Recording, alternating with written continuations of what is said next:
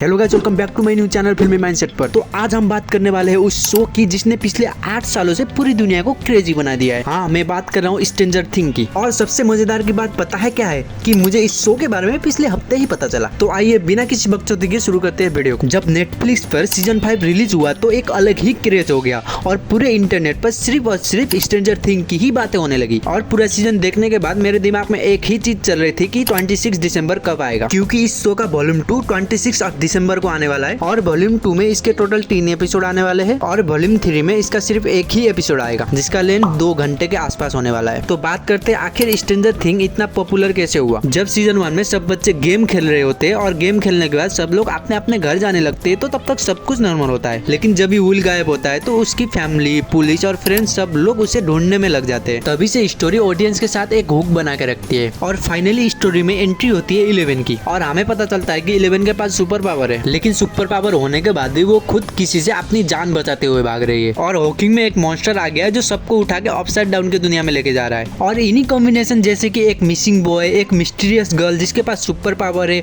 और एक creepy unknown danger, ये सब चीजें ही सीजन 1 की स्टोरी को ऑडियंस के साथ कनेक्ट करती है। तो अब बात करते हैं स्ट्रेंजर थिंग की सीजन 2 और सीजन 3 की। तो मुझे पर्सनली ये दोनों सीजन उतने इंटरेस्टिंग नहीं लगे। ऐसा नहीं है कि ये दोनों सीजन बोरिंग थे। ऑफकोर्स यार, मैंने ये दोनों सीजन बहुत एंजॉय किया, लेकिन सीजन 2 और सीजन 3 को सीजन 1 के साथ कंपैरिजन करूं तो मुझे उतना खास नहीं लगा। तो अब बात करते हैं स्ट्रेंजर थिंग सीजन 4 के बारे में। स्ट्रेंजर थिंग के सीजन 4 में स्टोरी एकदम डार्क, इंटेंस और ग्रो अप हो जाती है। और इस सीजन में हमें मिलता है शो का सबसे डेंजरस विलन वेकना। और सीजन 4 में हमें पता चलता है कि वेकना और 11 का रिश्ता हीरो और विलन जैसा सिंपल नहीं है, दोनों का पास एक दूसरे से जुड़े हुए है। और सीजन 4 में स्टोरी 3 अलग अलग जगहों पर चलती है, जिससे शो का स्केल और भी बड़ा लगता है। और हर एपिसोड में टेंशन इतना ज्यादा होता है कि पूरा सीजन थ्रिलर फील देता है। और अब बात करते हैं स्ट्रेंजर थिंग सीजन 5 की। तो स्ट्रेंजर थिंग सीजन 5 के बारे में बस इतना समझ लो कि ऑडियंस की सारी इच्छा इसी सीजन में आगे पूरी होती है। इस सीजन में 11 को अपनी बहन 8 एक्सीडेंटली वापस मिल जाती है, विल को अपनी पावर मिल जाती है और वेकना और भी ज्यादा पावरफुल होकर वापस आ जाता है। तो जैसा कि मैंने आप सबको बताया था कि अभी तक सीजन 5 का वॉल्यूम 1 ही आया है जिसमें 4 एपिसोड है, और 26 दिसंबर को इसका वॉल्यूम 2 आएगा जिसमें हमें 2 और एपिसोड देखने को मिलेगा, जहाँ पर हमें अपसाइड डाउन के बारे में और भी बहुत कुछ जानने को मिलेगा। और फाइनली न्यू ईयर को जनवरी 1 में इसका फाइनल एपिसोड आएगा, जहाँ पर अब तक की पूरी स्ट्रेंजर थिंग की जर्नी हैप्पीली एंड हो जाएगी। तो ये थी मेरी स्ट्रेंजर थिंग की पूरी जर्नी सीजन 1 से लेकर सीजन 5 तक। और अगर आपने अभी तक स्ट्रेंजर थिंग नहीं देखा है तो सीरियसली आप बहुत कुछ मिस कर रहे हो। और अगर आपने स्ट्रेंजर थिंग देख ली है तो मुझे कमेंट में जरूर बताना कि आपका फेवरेट सीजन कौन सा था